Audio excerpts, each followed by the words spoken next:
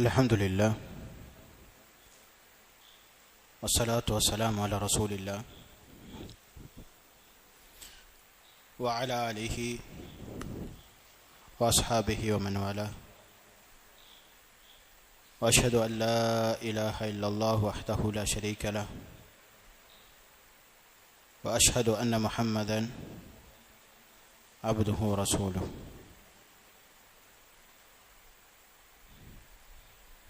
أما بعد رب اشرح لي صدري ويسر لي أمري واحلل عقدة من لساني يفقه قولي. اللهم علمنا بما ينفعنا وانفعنا بما علمتنا وزدنا علما.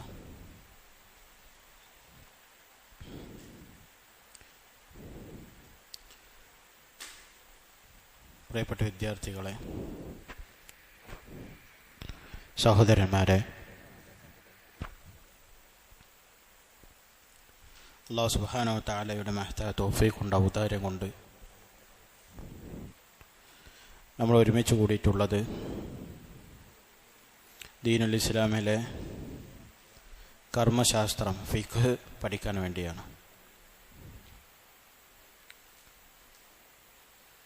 കഴിഞ്ഞ ക്ലാസ്സുകളിലായി നമ്മൾ വളരെ പ്രധാനപ്പെട്ട ചില കാര്യങ്ങൾ മനസ്സിലാക്കി. ഇന്ന് നമ്മൾ മനസ്സിലാക്കേണ്ടത്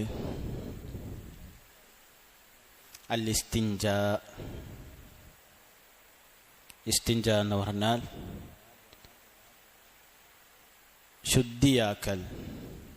ശുദ്ധിയാക്കൽ മലമൂത്ര വിസർജനത്തിൽ നിന്നും ശുദ്ധിയാകലാണ് ഇസ്തിഞ്ച.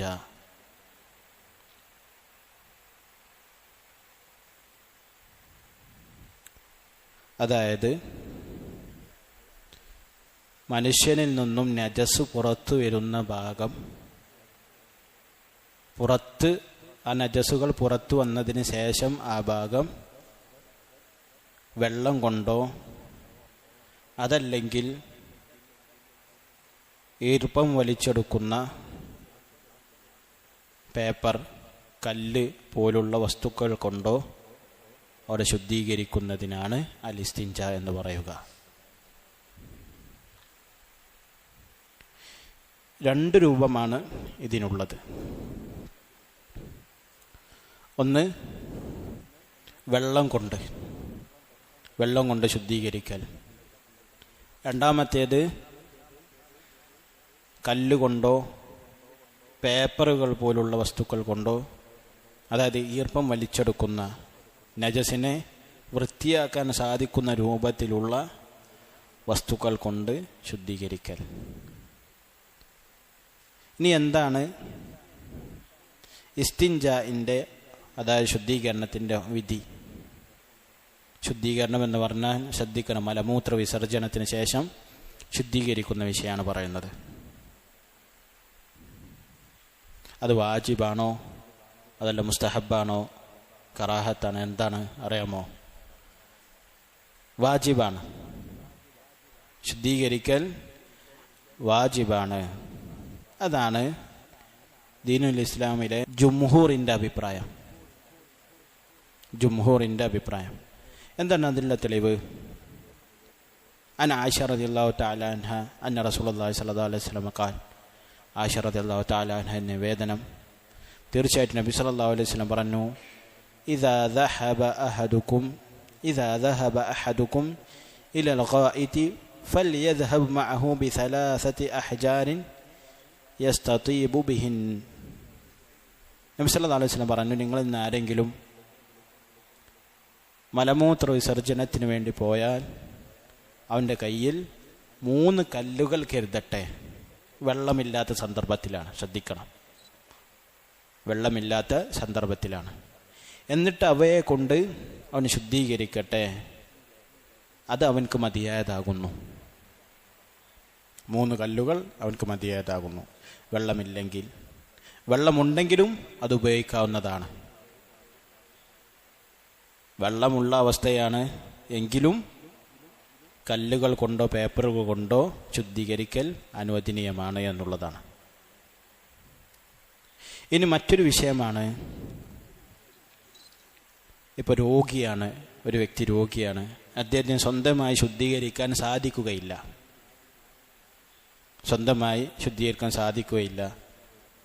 അപ്പോൾ എന്ത് ചെയ്യാം? അവിടെ പണ്ഡിതന്മാരിൽ നിന്ന് വന്ന ഫത്വകളിൽ കാണാൻ സാധിക്കും, അവൻക്ക് സഹായിക്കാൻ മറ്റൊരാളെ വെക്കൽ അനുവദനീയമാണ്. പ്രത്യേകിച്ച് ഒരു കാലഘട്ടത്തിലും കാണാൻ സാധിക്കുന്ന കാര്യമാണ്. പ്രായമായിട്ടുള്ള ആളുകൾ, അതല്ലാതെ തന്നെ പെട്ടെന്നുള്ള ആക്സിഡൻറ്റ് പോലുള്ള വിഷയങ്ങൾ വന്നുകൊണ്ട് നഊദു ബില്ലാഹ്, അല്ലാഹു സുബ്ഹാനഹു വ തആല കാത്തുരക്ഷിക്കുമാറാവട്ടെ, കയ്യിനും കാലിനും ശേഷിയില്ലാതെ ഒരുപാട് ആളുകൾ കിടക്കുന്നതായി കാണാൻ സാധിക്കും. അവർ കിടക്കുന്ന സ്ഥലത്ത് തന്നെ മലമൂത്ര വിസർജനം നടത്തുന്ന അവസ്ഥ നമുക്ക് കാണാൻ സാധിക്കും. ഈ സന്ദർഭത്തിൽ അടുത്ത കുടുംബക്കാർ അദ്ദേഹത്തിൻ്റെ ഗുഹ്യ ഭാഗങ്ങൾ ശുദ്ധീകരിച്ചു കൊടുക്കൽ അനുവദനീയമാണ് എന്നുള്ളതാണ്. അതാണ് ദീനുൽ ഇസ്ലാമിലെ ജംഹൂറിൻ്റെ, അതായത് പൊതുവായിട്ടുള്ള മദ്ഹബിൻ്റെ അഭിപ്രായം. അതുപോലെ തന്നെ ഇസ്തിൻജാഇന്,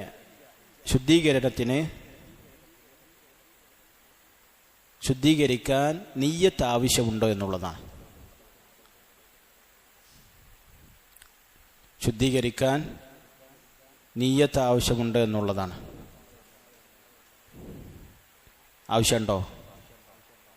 ഇല്ല, ശുദ്ധീകരണത്തിന് നിയ്യത്ത് ആവശ്യമില്ല എന്നുള്ളതാണ് 4 മദ്ഹബിൻ്റെ അഭിപ്രായത്തിൽ നമുക്ക് മനസ്സിലാക്കാൻ സാധിക്കുക.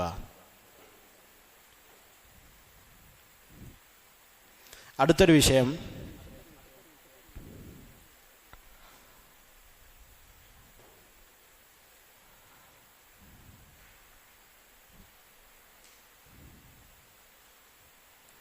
മദി. അടുത്തത് അൽ മദിയു, മദിയുമായി ബന്ധപ്പെട്ടതാണ്. മദി എങ്ങനെ ശുദ്ധീകരിക്കാം എന്നുള്ളതാണ്. മദി എന്ന് പറഞ്ഞാൽ പുരുഷൻ്റെ ലിംഗത്തിൽ നിന്നും പശരൂപത്തിൽ, ദ്രാവക രൂപത്തിൽ പുരുഷന് വികാരമുണ്ടാകുമ്പോൾ പുറത്തു വരുന്ന പശരൂപത്തിലുള്ള ഒരു വെള്ളമാണ്, വെള്ള നിറത്തിലുള്ള തന്നെ കട്ടിയുള്ള വെള്ളമാണ് മദിയ്.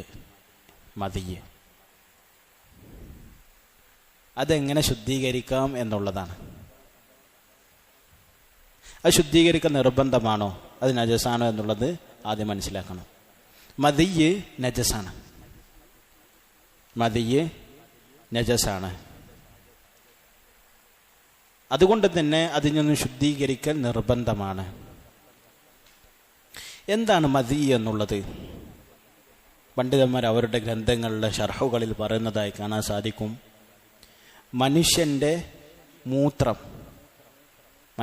മൂത്രം വളരെ അധികം ശക്തിയായിട്ടുള്ളത് എന്ന് പറഞ്ഞാൽ, മനുഷ്യൻ്റെ മൂത്രം അവൻ്റെ ശരീരത്തിലുള്ള അവയവങ്ങളെ നശിപ്പിക്കാൻ കഴിവുള്ള ഒരു ദ്രാവകമാണ്, ഒരു വെള്ളമാണ്.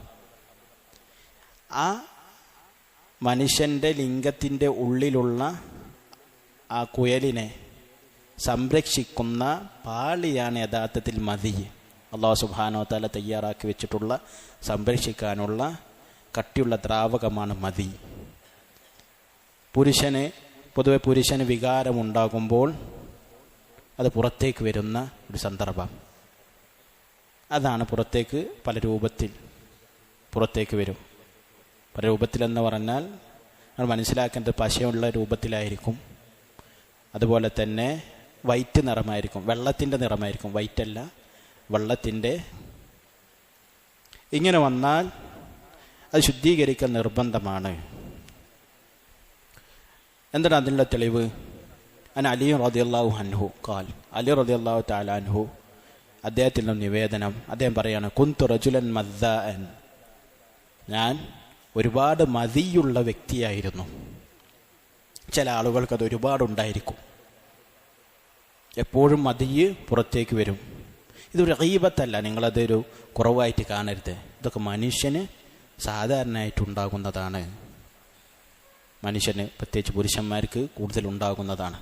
ചില ആളുകൾക്ക് ഒരുപാട് പുറത്തേക്ക് വരും, എപ്പോഴും പുറത്തേക്ക് വരുന്നൊരവസ്ഥ ഉണ്ട്. അതുപോലുള്ള ഒരു വ്യക്തിയായിരുന്നു അലി ബിൻ അബി ത്വാലിബ് റളിയല്ലാഹു തആല അൻഹു. അങ്ങനെ അദ്ദേഹം ഫഅമർതു റജുലൻ അൻ യസ്അല നബിയ സല്ലല്ലാഹു അലൈഹി വസല്ലമ ലിമകാനി ഇബ്നതിഹി. അങ്ങനെ അദ്ദേഹം നബി സല്ലല്ലാഹു അലൈഹി വസല്ലമയോട് അതിനെക്കുറിച്ച് ചോദിക്കാൻ മറ്റൊരാളെ തയ്യാറാക്കി. എന്തുകൊണ്ട്? നബി സല്ലല്ലാഹു അലൈഹി വസല്ലമയുടെ മരുമകനായിരുന്നു ആര്? അലി ബിൻ അബി ത്വാലിബ് റളിയല്ലാഹു തആല. അതുകൊണ്ട് തന്നെ അദ്ദേഹം മറ്റൊരു വ്യക്തിയെ തയ്യാറാക്കി. ഫസഅല, അദ്ദേഹം എന്ത് ചെയ്തു? നബി സല്ലല്ലാഹു അലൈഹി വസല്ലമയോട് ചോദിച്ചു. നബി സല്ലല്ലാഹു അലൈഹി വസല്ലം ഫഖാല തവല്ല, വുളു എടുക്കുക, വഗസിൽ ദക്റക്, നിന്റെ ലിംഗം കഴുകുകയും ചെയ്യുക. അതായത് മദി പുറത്തേക്ക് വന്നാൽ വുളു മുറിയും. ഏതുപോലെ? മൂത്രമൊഴിക്കുന്നത് പോലെ. അതുപോലെ തന്നെ മൂത്രം പോലെ തന്നെ മദിയും എന്താണ്? നജസാണ്.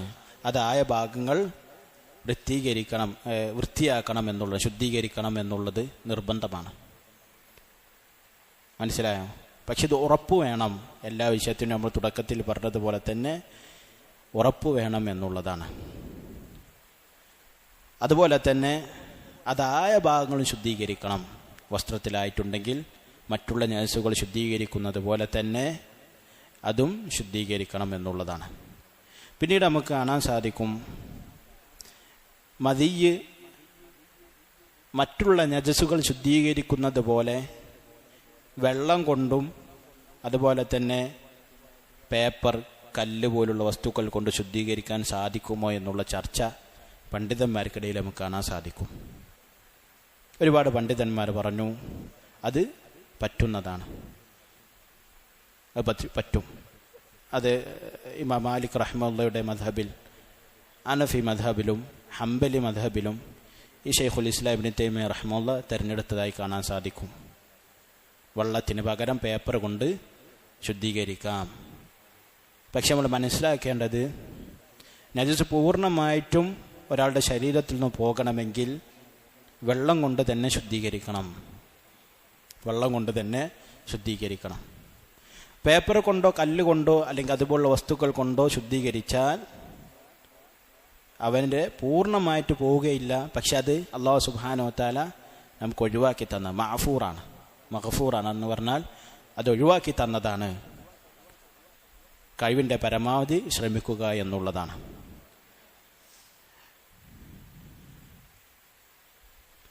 ഇനി അടുത്തത് അൽ വദിയു.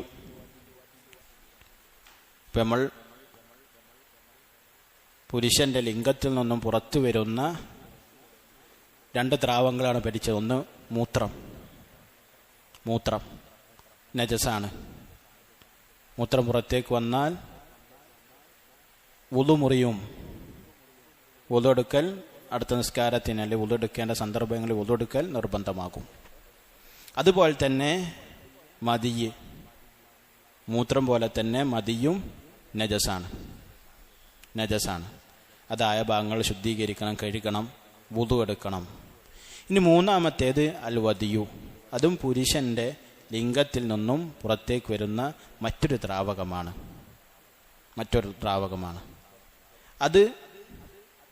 അതിന് പ്രത്യേകിച്ചൊരു കാരണം ആവശ്യമില്ല. മൂത്രമൊഴിക്കുമ്പോൾ മൂത്രത്തിന് കൂടെയോ മൂത്രമൊഴിച്ചതിന് ശേഷമെല്ലാം വരുന്ന ഒരു കൊഴുത്ത മദി പോലുള്ള കൊഴുത്തൊരു ദ്രാവകമാണ് വദിയ് എന്നുള്ളത്.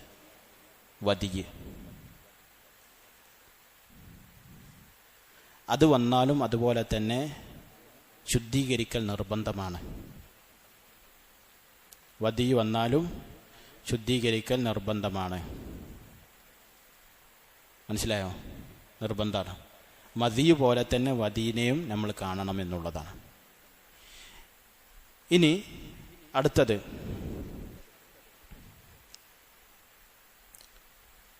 എവിടെയാണ് ശുദ്ധീകരിക്കേണ്ടത്? ഏത് ഭാഗമാണ് ശുദ്ധീകരിക്കേണ്ടത്? മൂത്രമൊഴിച്ചു അല്ലെങ്കിൽ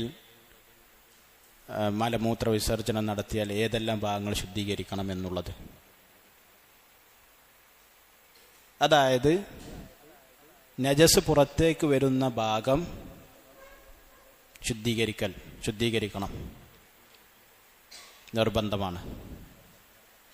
അതുപോലെ തന്നെ നജസ് ശരീരത്തിൻ്റെ മറ്റേതെങ്കിലും ഭാഗത്തിൽ ആയിട്ടുണ്ടെങ്കിൽ ആ ഭാഗവും ശുദ്ധീകരിക്കണം.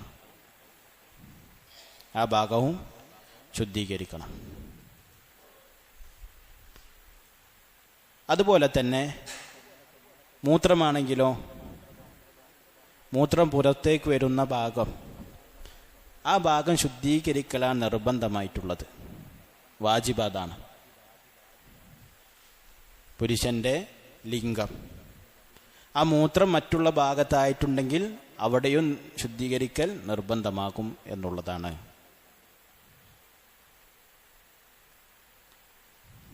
മനസ്സിലായോ? ഇനി അടുത്ത വിഷയം രക്തവും ചലവും. അദ്ദമു വൽ ഖൈഹ്.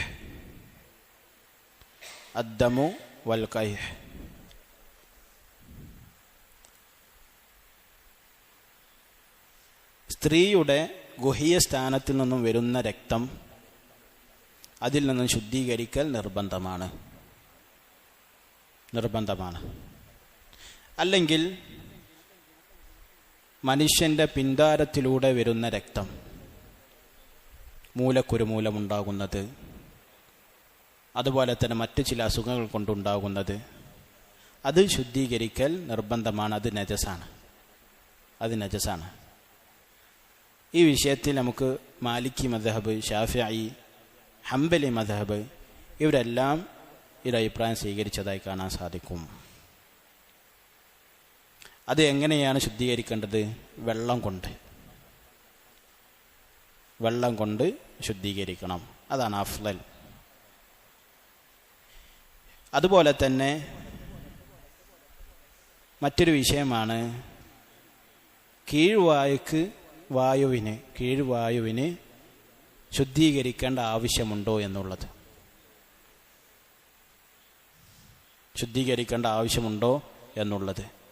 ആവശ്യമില്ല. അഹ്ലുസുന്നയുടെ അടുക്കൽ അത് ആവശ്യമില്ലാത്തതാണ്. എന്നാൽ ഷിയാക്കളുടെ അടുക്കൽ അത് നിർബന്ധവുമാണ്.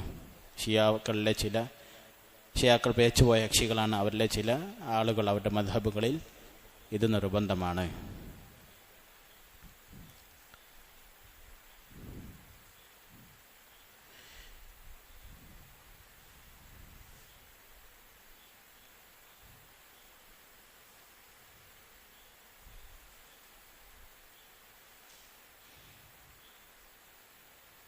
അതുപോലെ തന്നെ അടുത്തൊരു വിഷയമാണ് ഉറക്കം. ഒരാൾ ഉറങ്ങിയാൽ ആദ്യമായിക്കൊണ്ട് നമ്മൾ മനസ്സിലാക്കേണ്ട എന്താണ്? വുളു മുറിയോ ഇല്ലേ എന്നുള്ളതാണ്. ഉറങ്ങിയാൽ എന്തു ചെയ്യും? വുളു മുറിയും, സംശയമില്ല. നല്ല ഉറങ്ങിയാൽ അതിൻ്റെ അതിൻ്റെ അളവ് എന്നുള്ളതിൽ പണ്ഡിതന്മാർക്കിടയിൽ അഭിപ്രായ വ്യത്യാസം കാണാൻ സാധിക്കുമെങ്കിലും നല്ല ഉറങ്ങിയാൽ വുളു മുറിയും. അതുപോലെ തന്നെ ചില ആളുകൾ പറയുന്നതായി കാണാൻ സാധിക്കും, ഉറങ്ങി എണീറ്റാൽ എന്ത് ചെയ്യണം? ഗുഹ്യ സ്ഥാനങ്ങൾ വൃത്തിയാക്കണം എന്നുള്ളത്. അതാവശ്യമുണ്ടോ? ഇല്ല, അത് ആവശ്യമില്ലാത്തതാണ്. ഹനഫി മദ്ഹബ്, മാലിക്കി മദ്ഹബ്, അതുപോലെ തന്നെ ഷാഫിഈ, 4 മദ്ഹബ്, ഹംബലി മദ്ഹബും ചില പണ്ഡിതന്മാർ അത് ആവശ്യമില്ലാത്തതാണ് എന്നുള്ളതിൽ ഇജ്മാ ഉദ്ധരിച്ചതായി കാണാൻ സാധിക്കും. ഇബ്നു ഖുദാമ റഹ്മത്തുള്ളാഹി അദ്ദേഹത്തിൻ്റെ അൽ മുഗ്നി എന്ന ഗ്രന്ഥത്തിൽ പറയുന്നതായി കാണാൻ സാധിക്കും, വലൈസ അലാ മൻ നാമ ഔ ഖറജത് മിൻഹു റീഹുൻ ഇസ്തിൻജാഉ വലാ നഅലമു ഫി ഹാദാ ഖിലാഫൻ. ഒരാൾ ഉറങ്ങി, അതുപോലെ തന്നെ അവനിൽ നിന്നും കീഴ്വായു പോയി, അതിൽ ശുദ്ധീകരിക്കണം അത് ശുദ്ധീകരിക്കേണ്ടതില്ല എന്നുള്ളതിൽ നമുക്ക് അഭിപ്രായ വ്യത്യാസം അറിയുകയില്ല. എന്ന് പറഞ്ഞാൽ അതിൽ അഭിപ്രായ വ്യത്യാസമില്ല എന്നുള്ളതാണ്. നവവി റഹ്മത്തുള്ള അതുപോലെ തന്നെ നഹ്വി റഹ്മത്തുള്ള പറഞ്ഞതായി കാണാൻ സാധിക്കും. അജ്മഅ അൽ ഉലമ, പണ്ഡിതന്മാർ അതിലെന്ത് ചെയ്തിട്ടുണ്ട്, ഇജ്മാ ഉണ്ടായിട്ടുണ്ട് ആ വിഷയത്തിൽ, ശുദ്ധീകരിക്കേണ്ട എന്നുള്ള വിഷയത്തിൽ.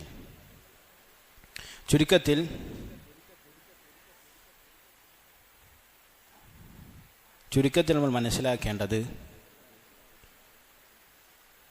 എപ്പോഴൊക്കെയാണ് ശുദ്ധീകരിക്കേണ്ടത് എന്നുള്ളതാണ്.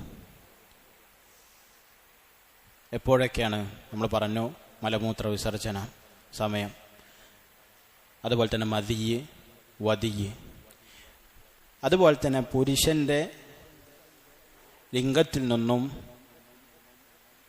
വരുന്ന മറ്റൊരു ദ്രാവകമാണ് മനിയ്. മലയാളത്തിൽ ശുക്ലം എന്ന് പറയും.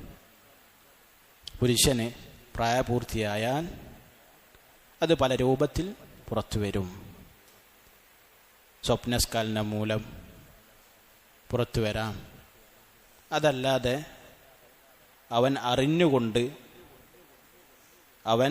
അറിഞ്ഞുകൊണ്ട് അതിനെ പുറത്തേക്ക് കളയിക്കാനും ഒരു പുരുഷന് സാധിക്കും. ഏത് രൂപത്തിൽ മനിയ് പുറത്തു വന്നാലും അവനക്ക് കുളിക്കൽ നിർബന്ധമാണ്. മനിയ് നജസാണോ അതോ നജസല്ലേ എന്നുള്ളതിൽ പണ്ഡിതന്മാർക്കിടയിൽ അഭിപ്രായ വ്യത്യാസം നമുക്ക് കാണാൻ സാധിക്കും. ജുംഹൂറിൻ്റെ കൂടുതൽ പണ്ഡിതന്മാരുടെ അടുക്കലും മനിയ് നജസല്ല എന്നുള്ള അഭിപ്രായമാണ്. അതിൻ്റെ ഇൻഷാ അല്ലാഹ് ചർച്ച നമുക്ക് കുളിയുമായി ബന്ധപ്പെട്ട വിഷയത്തിൽ വരുന്നതാകുന്നു.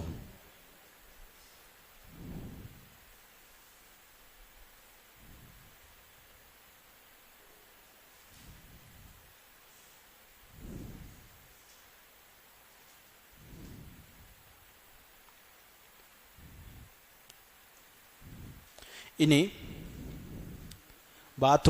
ടോയ്ലറ്റിലേക്ക് പ്രവേശിക്കുമ്പോൾ അവിടെ ശ്രദ്ധിക്കേണ്ട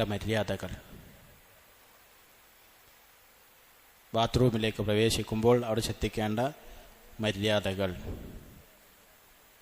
സാധാരണ മനുഷ്യൻ്റെ വയറിലുള്ള വേസ്റ്റുകൾ പുറത്തു കളയാൻ രണ്ട് രൂപത്തിലുള്ള സ്ഥലങ്ങളാണ് സ്വീകരിക്കാറുള്ളത്. ഒന്ന്, ചുറ്റുഭാഗം ചുമരുള്ള നമ്മളിപ്പോൾ ഉപയോഗിക്കുന്ന ടോയ്ലറ്റ്.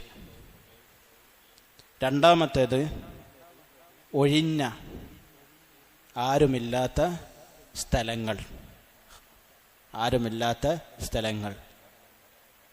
മലയാളത്തിൽ വെളിക്കു പോവുക എന്ന് പറയും. ഒഴിഞ്ഞ് ആരുമില്ലാത്ത സ്ഥലങ്ങൾ, കാടുകൾ, മലമുകളുകൾ, ഇതുപോലുള്ള സ്ഥലങ്ങളിൽ പോയി തൻ്റെ ആവശ്യം നിർവഹിക്കുക. ഈ രണ്ട് സമയത്തും നബി സല്ലല്ലാഹു അലൈഹി വസല്ലം പഠിപ്പിച്ച അദബുകൾ, മര്യാദകൾ നമ്മൾ നിർവഹിക്കണം. അതിൽ വളരെ പ്രധാനപ്പെട്ടതാണ് അനസ് റളിയല്ലാഹു തആല അൻഹു, അനസ് റളിയല്ലാഹു തആല അൻഹുവിന്റെ നിവേദനം. അദ്ദേഹം പറയാണ്, അന്ന നബിയ സല്ലല്ലാഹു അലൈഹി വസല്ലം കാന ഇദാ ദഖല അലാ ഖലാ ഖാൽ. നബി സല്ലല്ലാഹു അലൈഹി വസല്ലമ ഖലായിലേക്ക്, ഒഴിഞ്ഞ സ്ഥലത്തിലേക്ക് പ്രവേശിച്ചാൽ, മലമൂത്ര വിസർജനത്തിന് വേണ്ടി പ്രവേശിച്ചാൽ അദ്ദേഹം പറയുമായിരുന്നു, അല്ലാഹുമ്മ ഇന്നി അഊദു ബിക മിനൽ ഖുബുസി വൽ ഖബായിസ്. അല്ലാഹുവേ, ഞാൻ നിന്നോട് ശരണം ചോദിക്കുകയാണ്, മിനൽ ഖുബുസി വൽ ഖബായിസ്. എന്താണ്? ആൺപിശാചിൽ നിന്നും പെൺ പിശാചുകളിൽ നിന്നും അല്ലാഹു നിന്നോട് ഞാൻ ശരണം ചോദിക്കുകയാണ്. ഇത് രണ്ടവസ്ഥയിലും ചെല്ലണം. എപ്പോഴാണ് ചെല്ലേണ്ടത്? കയറുന്നതിന് മുമ്പാണോ? കയറിയതിന് ശേഷമാണോ? കയറുമ്പോഴാണോ? എപ്പോഴാണ് അഫ്ളൽ?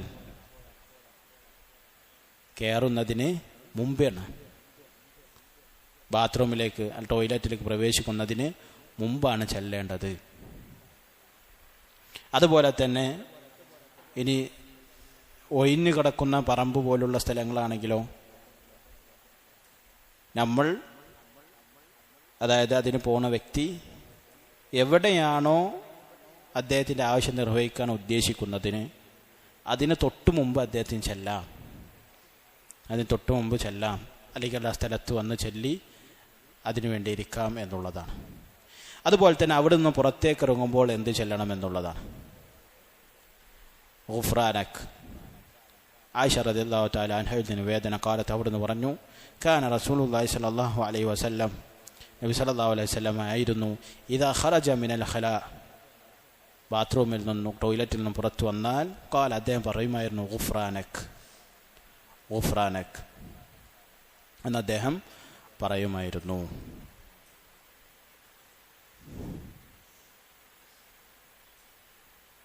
അതുപോലെ തന്നെ ഇടതുകാൽ വെച്ച് പ്രവേശിക്കൽ, വലതുകാൽ കൊണ്ട് പുറത്തിറങ്ങൽ, ചില പണ്ഡിതന്മാർ അത് സുന്നത്തുണ്ട് എന്ന് അഭിപ്രായപ്പെട്ടതായി കാണാൻ സാധിക്കും. അതിൽ സുന്നത്തുണ്ട് എന്ന് അഭിപ്രായപ്പെട്ടതായി കാണാൻ സാധിക്കും. പ്രത്യേകിച്ചും ചില പണ്ഡിതന്മാർ അതിൽ ഇജ്മാ